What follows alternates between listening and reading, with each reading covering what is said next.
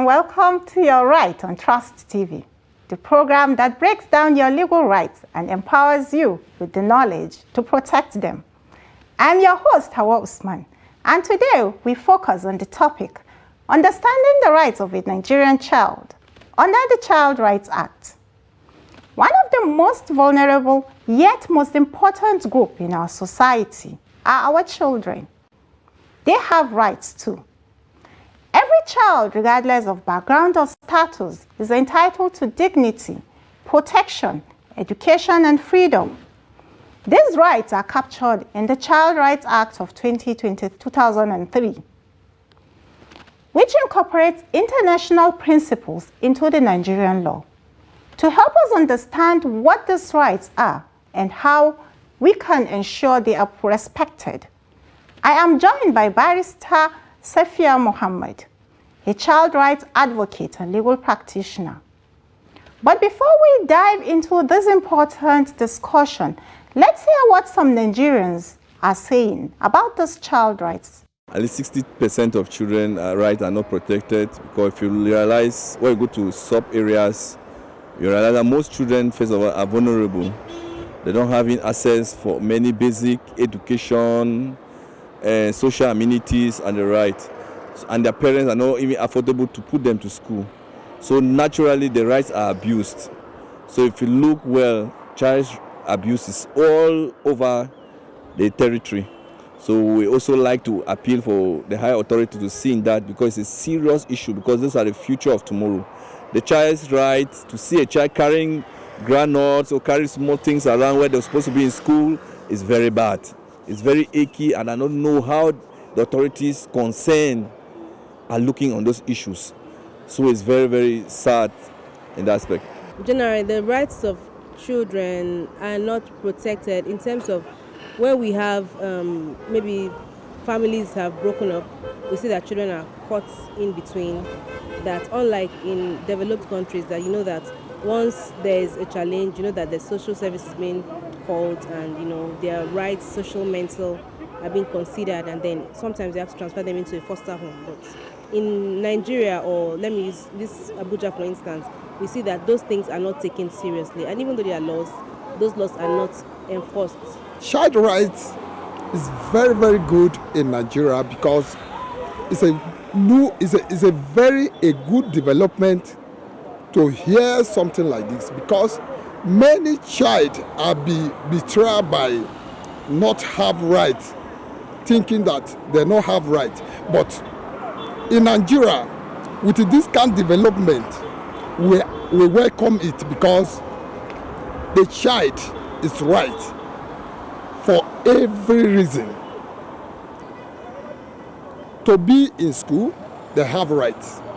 To be at home, they have rights. To be in church, they have rights. To be in the mosque, they have rights. So no one can be intimidated. You're welcome, Barrister Safiya. Thank you for having me. Yes, I'd like to start from the beginning.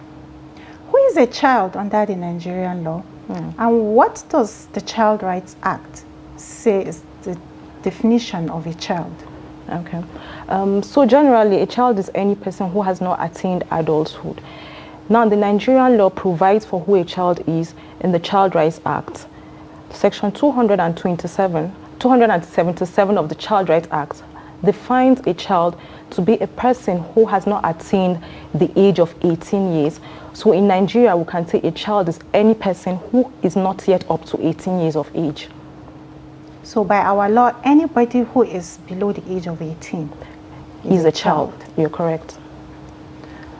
So what are those laws that this act has provided, the rights of a child, yes, that have been provided under this act? So there are various rights of a Nigerian child, and this right has been provided for under Part 2 of the Child Rights Act, which was enacted in 2000 and 2003. Some of these rights include the right to survival and development, the right to dignity, the right to private and family life, the right to parental care and guidance, the right to association, freedom of association, right to dignity, freedom of movement, of course with parental control, right to basic education, right to health and health services. There are a host of them, about 12 of them, that the Child Rights Act have provided for. So the rights that have been provided under the Constitution, Chapter 4 of the Constitution, does that also extend to a child? Yes, so that's the basic human rights. And those basic human rights also apply to the Nigerian child. The Child Rights Act has also adopted the provisions of the Constitution of the Federal Republic of Nigeria, the provisions provided in Chapter 4 of the Constitution, which provides for the human rights. Life, so basically, all dignity. those rights are enjoyed by the child, because the child is first and foremost a human being. So the right of a child starts from what the Constitution provides and then goes further into the rights what the Child Rights Act has provided. Some of these are different from what the Constitution has provided. For instance, the right to parental care, the right to maintenance, the right to free universal basic education and all that. So whose responsibility is it to ensure that these rights of a child are enforced? Okay. So the enforcement of the rights of a child, or even protected. Okay, I'll take protection. Protection of the rights of a child primarily lies with the parents. The parents owe the child the duty of care to protect that child. However, the enforcement lies with the state, and the state does this through its various instruments, through its various institutions. For instance, the local government. So by states, you mean? By states, I mean the authorities. By states, I mean the authorities, the local government, the state government, through the various agencies. For instance, if we're talking about the federal government, we have the NAPTIC. The NAPTIC, we have National Human Rights Commission. NAPTIC is the national agency for the prohibition against trafficking of persons. We have the National Human Rights Commission. We have the Ministry of Human Affairs and Social Development. We have for the local governments, we have the local government child development agencies. I think the under social the welfare FCT, department. the Federal Capital Territory, there is also the social welfare department. They have the social welfare department, the child development department, and all these agencies are in charge with enforcing and protecting the rights of the Nigerian child. So if I come across a child whose rights I feel is neglected, as a concerned citizen, can I take a step, or is there a provision where I can take a step to help or do something about it? Yes, so it depends on the kind of abuse you see. There's some kind of abuse that you will need to take immediate action. For instance, you see a child being beaten, or being beaten. You have to stop. You need to stop. You need to ensure that the child is safe. You need to protect the child. So once you do that, you can now move a step forward by reporting to the necessary agency. For instance, you can report to the nearest police station. You can report to the local government child development agencies. You can report to the nearest relevant authority. But the first step to do, which should be in the best interest of the child, is that you protect the child. That should be your first step. After then, you can now report so that the necessary agencies will take action to ensure the protection of that child's rights. So I can approach the person who, for instance, I see, let me make it a common example is where you see neighbors. You see a child being abused by a neighbor. There are circumstances like that. Yes. So as a concerned neighbor, can I go into that person's house and demand to know what is happening to the child? Yes. So as a concerned neighbor, the protection of children is not just for the parents, because let me use the example you just cited. Maybe a concerned neighbor, you see that the child is being beaten by his or her parents. You can go in, please stop beating this child, enough of it. some people will not allow you step in because they're going to be like, oh, this is my child, please, it's not your business, this is my child. But then there is the child is for the child is for the government. Exactly, it's a Nigerian child, so he belongs to Nigeria, and it's a duty on Nigeria to protect that child through everybody. You as a neighbor, you go in there and you ask that they stop beating this child, and you can take this further because there are families that constantly beat their kids. You can report them to the nearest local government child agency. This particular household, this boy or this child is always crying, they're always beaten. Can you find out? Can you find out what this? And there are even situations whereby people are held accountable. They should report. Say, for instance, a school teacher.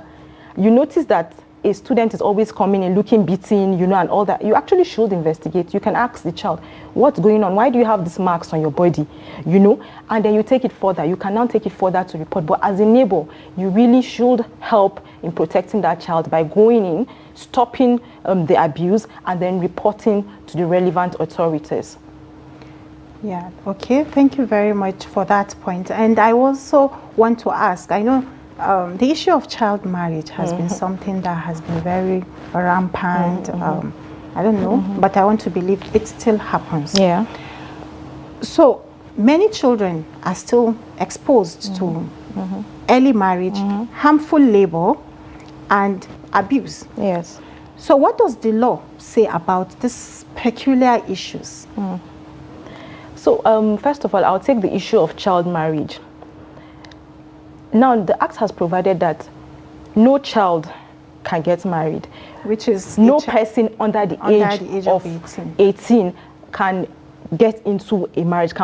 Marriage is a contract. So no child below 18, no child generally can contract a marriage. Any such marriage that has been contracted is void.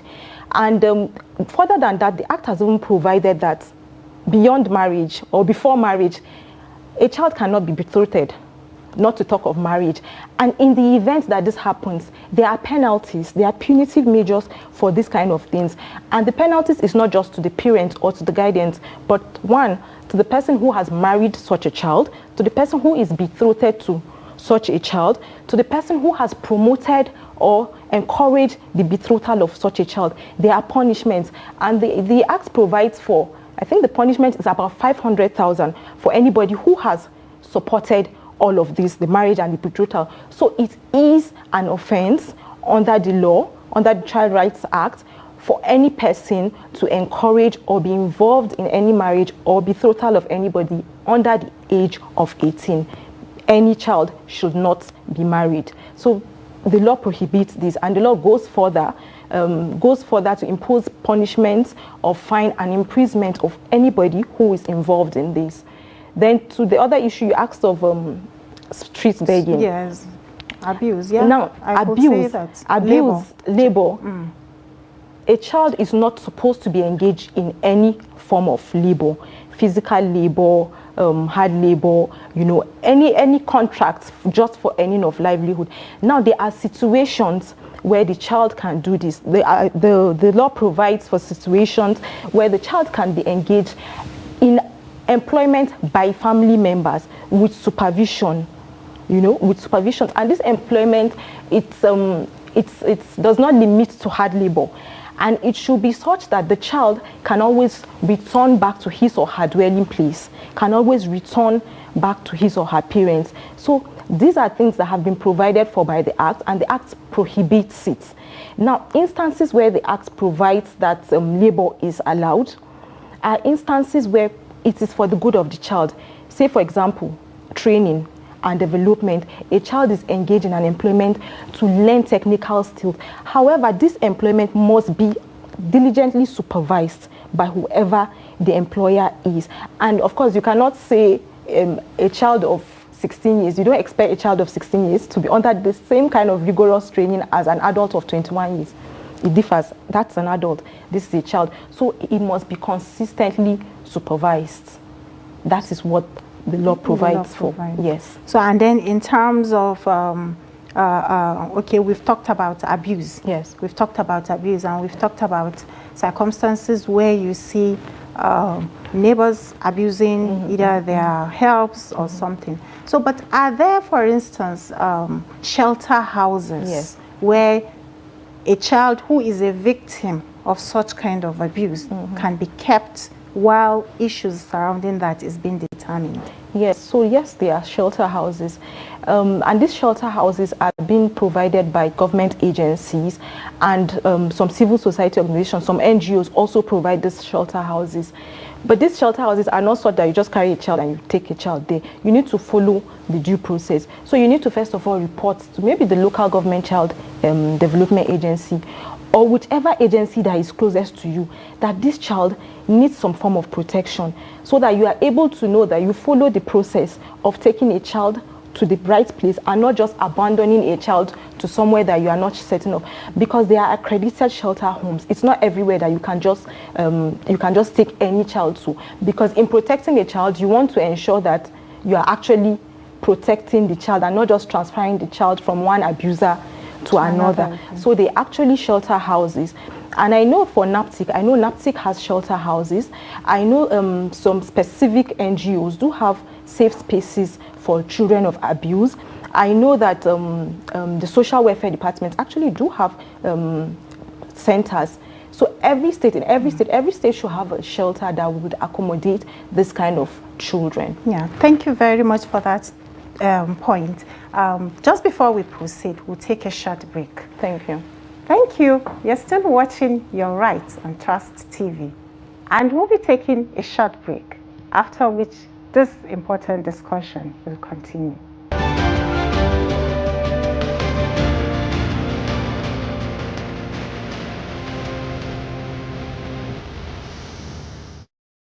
Welcome back. You're still watching Your Rights on Trust TV. Yes, Barrister Safiya. Yes. Under the Child Rights Act, let's talk about education. Is primary education a mandatory provision of the Act? Yes. Primary education has been provided for under the Child Rights Act, and it is mandatory. In fact, to show the mandatoriness, it is upon the government to provide universal basic education. And what is universal basic education? Universal basic education is a whole range of educational activities obtained in various settings to enable the child to have the basic education, basic learning skills to be able to thrive in future. And this basic education is for the first 9 years, which take care of early education, which is pre-primary, primary, and junior secondary school. So that's for the first 9 years of a child's education. And it is a duty of the government to provide such education. Because if you see, for instance, in Nigeria, we have primary education, we have free primary education, we have junior secondary schools, we have public junior secondary schools, and these schools are free for the first 9 years, which is the 6 years of primary and then the 3 years of junior secondary school. So the government has provided it, and it is now mandatory for parents of children to ensure their attendance of such schools, because every child is supposed to have access to education. It's a right of the child.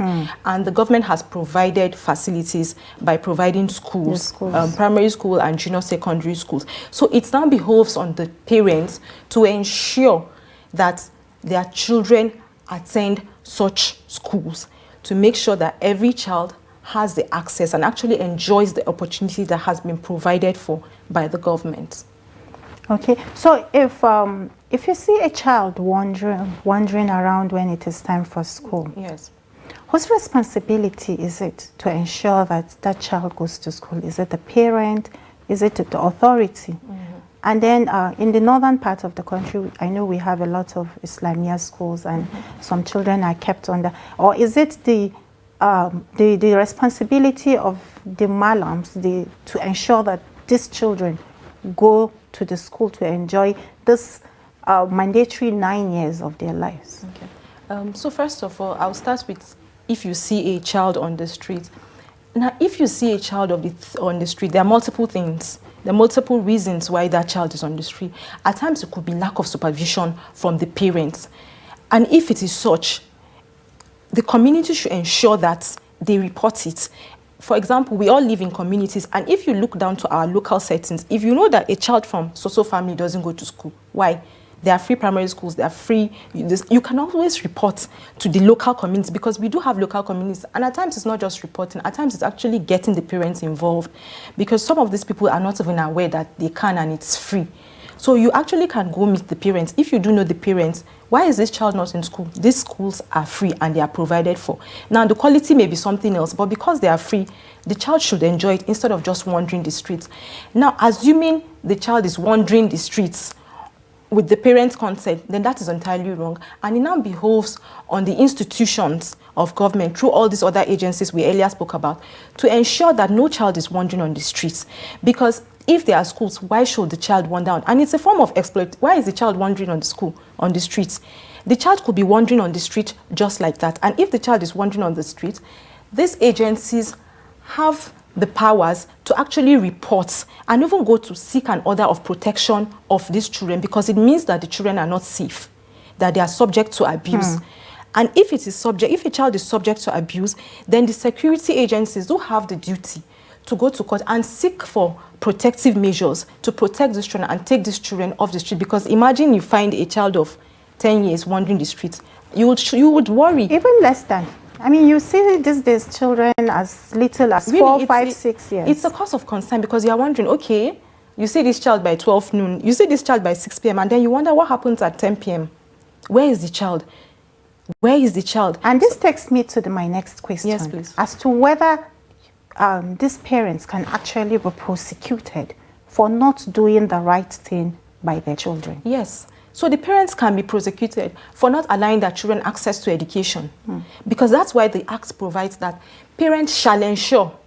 It is the word shall, and we all know it's mandatory. And ensure means we need to get the result. The result of that insurance is that the child is educated. So the Act has provided for punishment for such parents. And the punishment is imprisonment, I think, to a term of, about 10 years. So the law actually do provide that these parents can be punished for not allowing their children enjoy the access, because these schools have been provided. So as a parent, you have no choice, you have no reason to keep your child away from the school just because you want the child to wander or to be of any... I know some parents who would say poverty, poverty has always been an excuse for not taking the children to school. But it is good that you have mentioned, and you've mentioned severally, that this particular school in primary education is actually free. So that poverty is not an excuse. But one would say that, it's far beyond going to school, school fees. There is also the issue of ability to even eat. Because for some parents, they'll say, oh, we don't even have money to give the child food. So in that kind of situation, does the law has anything to, any provision that can either still protect the child even in such circumstance, because we're talking about protection of the child generally. So irrespective of the situation of the family, the child still has a right to dignity, and having a right to dignity includes going to school.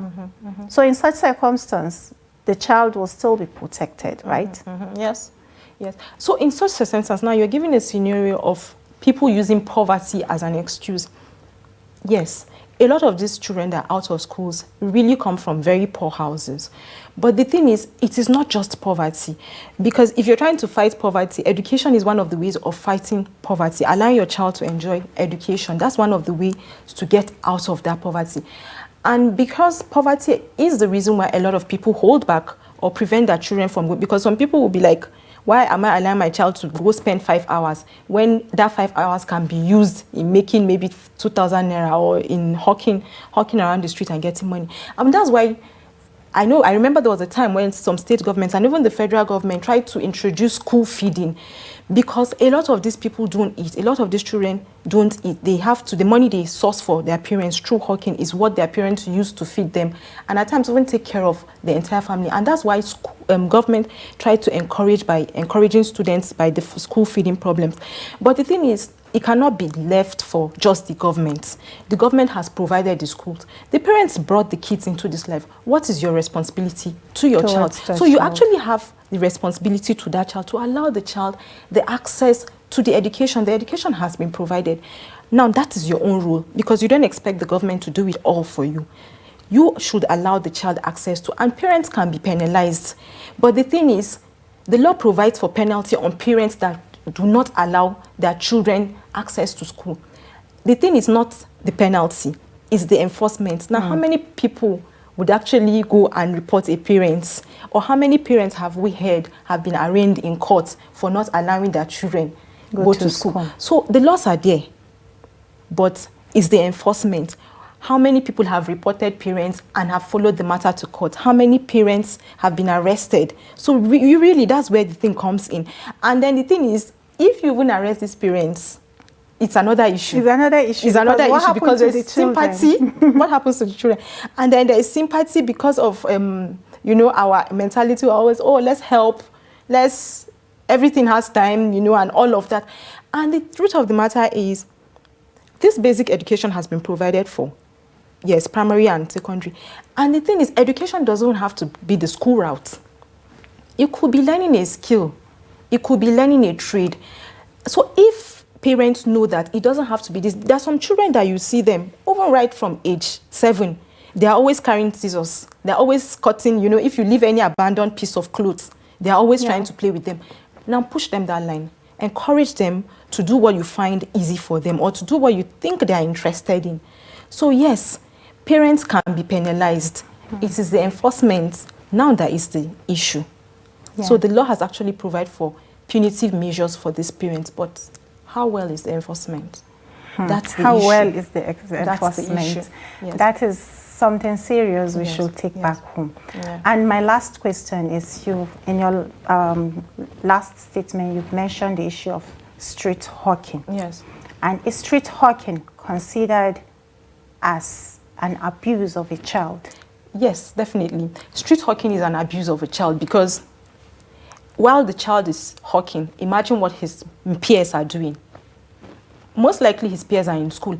And even when they're not in school, street hawking is exploiting the child, is an abuse. And the Child Rights Act have provided that an abuse of a child is an offense. So whoever pushes the child or encourages the child or even procures a child, because some people even procure children from different places. Some people procure sick children. I remember some traffic some time ago. You see children, children that are sick, they look sick. And you see people taking them around. Why? This is hawking. And it's punishable. The penalty is, I think, 10 years. So this is an offense. But again, enforcement. Again, who pursues it? Who pursues it to the end? And then, in pursuing it, do they get prosecution or do they just step away? That's the thing. Do they even report these things? Because these things are out there for everybody to see. You see children hawking. I don't want to go to the number of children I have seen recently. Thank you very much, Barrister Safiya. Thank you so much for having me. Thank you for such a valuable contribution. Thank you for having me. Thank you so much. Thank you, Barrister Safiya, for the insightful explanation. Every Nigerian child deserves to grow up in safety, with dignity, and the chance to fulfill their potential. That's not just ideal, it's the law. This has been Your Right on Trust TV. I am Hawa Usman, and until next time, stay informed and stay empowered.